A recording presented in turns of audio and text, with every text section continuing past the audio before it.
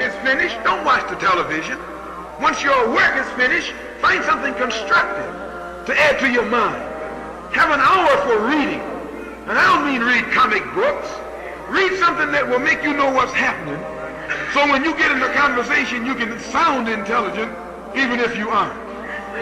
Do you hear me what I'm saying? Why, what kind of... All right. I'm back. All right. I live in New Orleans, and it was Mardi Gras last week. If you from down here, if you know anything about Mardi Gras, I was busy. It's the busiest time of year in these parts. If you don't know Mardi Gras, Google it. I don't know where you've been. Got a book I want to talk to you about. Well, first, I don't know. I didn't finish this book. I'm at like the last chapter. This book is called Seize the Time by Bobby Seale. Yep, I went back into African American history. I can't stay away. I said I was going to try to leave it alone this year because I had got tired of it, but after about a month, I'm hooked.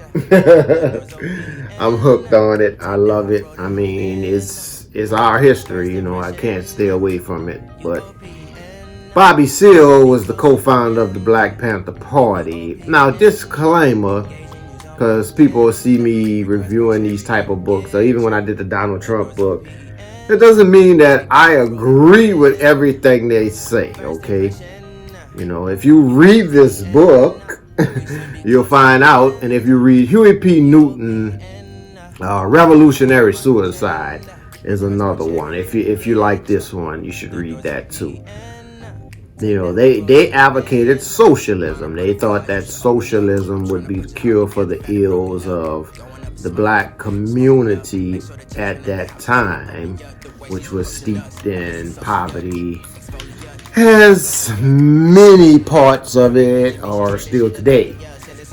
The book was written in 1970. You know, some of the language that they use, the jive turkey, and that's why I don't use slang, because when you use slang, you date yourself.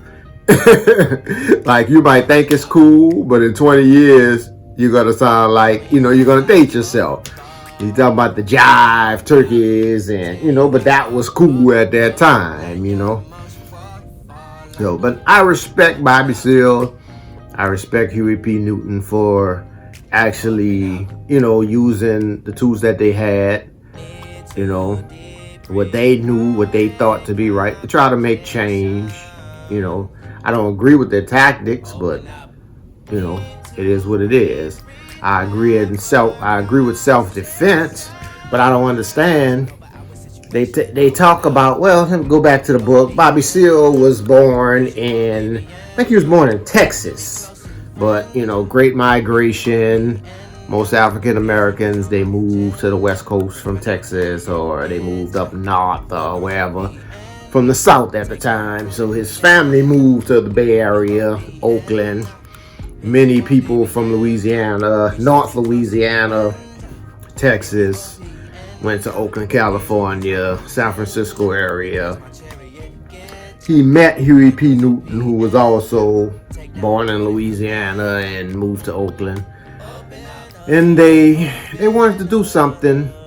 They wanted to change what they saw as the systematic racism, police brutality, which has been going on for many, many years, still goes on today.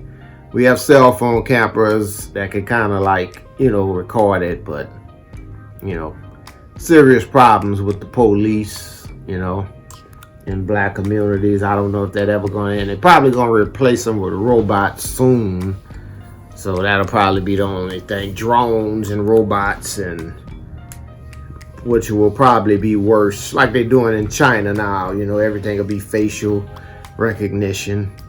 You know, I think the American policeman is on his last leg and probably won't be a thing in probably about 20, 30 years. But anyway, I'm rambling. I'm going off. Bobby Seale and Huey P. Newton, I agree with their stance on self-defense, but I don't understand how they read Mao's Red Book and they didn't see that, like, the communists were the ones that were taking, they're the ones that's calling for gun control. So I didn't understand that. Maybe if you do, you can let me know. I didn't understand that. I don't understand that. How could you support people that call for gun control, but then you're saying political power comes out of the barrel of the gun? But anyway, Bobby Seale and Huey Newton worked on a poverty program that was, I guess, like a welfare. If you know anything about California, that one time they had like the gang intervention, and they would hire these guys to go out in the community and talk or whatever. But they had what's called poverty program, like a community center. These guys went to the Chinese bookstore in San Francisco and brought like boxes and boxes of Miles' Little Red Book. If you don't know what that is, Google it. And they went on Berkeley's campus and sold them. That's how they got their money, in order to start the chapter. And that's capitalism. So still don't understand that. But Bobby Seale became the de facto leader because, the power structure.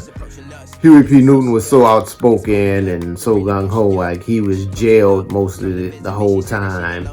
And he goes into his relationship with Eldridge Cleaver, somebody who's forgotten today because of, what he talked about in Soul on Ice about him raping, women. So if you don't know who Eldridge Cleaver is, I think his wife is still alive today. I hear things about her, Kathleen Cleaver. But he goes into how Eldridge came into the party. He also goes into how there were many agents that were placed in the party to try to destroy it. Last year, I met a guy that said he was in the Black Panther Party here in New Orleans. But I wanted to just sit down and talk to him, but he seemed like he didn't really want to talk to me about it. But he did say that, man, it was just full of agents. Like they were just bringing people in trying to destroy us, So I wasn't there. I don't know anything about it. But if you want to know anything about, the Black Panther Party, the history of it, I think this book would be something that, you would read into. But I think you have to read into it when I was younger, I would read this stuff and it was more like propaganda.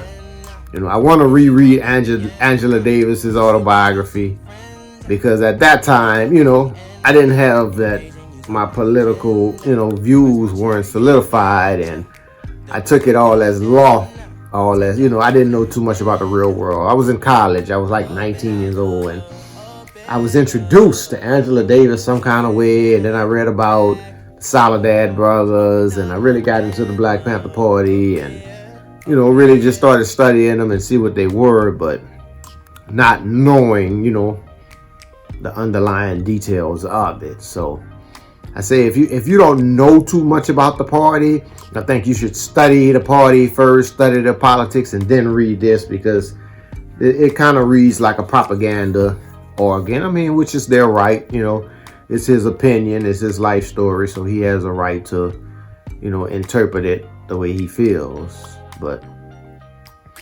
I don't know. I think it's a book that everybody should read. I think it's not as a propaganda piece, but just as history. They had a huge impact, during the late 60s, early 70s, before they were basically totally just disbanded, within that decade. Many of the members were jailed, many were killed, many of them started using drugs. A lot of people don't talk. I don't think this book, it doesn't get into that, but many of those Panthers, they started using drugs. They started, I think the pressure, a lot of them became drug addicts. It was the cocaine crack addict thing was, introduced to them. And, most of the people that were doing that, at that time, they were what we call woke or righteous or whatever. And they didn't really have that spiritual base. So, and many of them went on to become teachers. Most of the leadership became teachers and, doctors, and I mean, I even read that Bobby Seale became a member of the Republican Party, because he got this interested with Democrats. But seize the time. I really think you should read it. It was a book I had wanted to read for many years, but I could never find it. Walked in the library and just happened to find it on the shelf, and I said, I'm gonna check it out.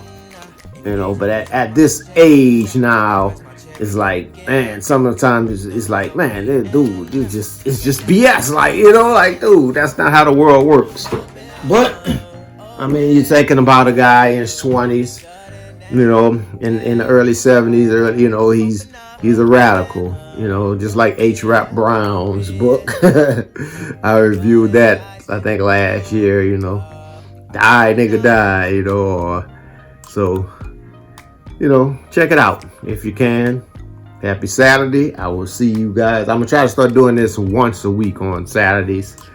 During the week, I'm loving life, enjoying my son in the evening time, working on full time. So really don't have time. I'm trying to get ready for this 10K. And so try to get on every Saturday. So you guys have a great weekend. Go out and do something, get off YouTube. Peace.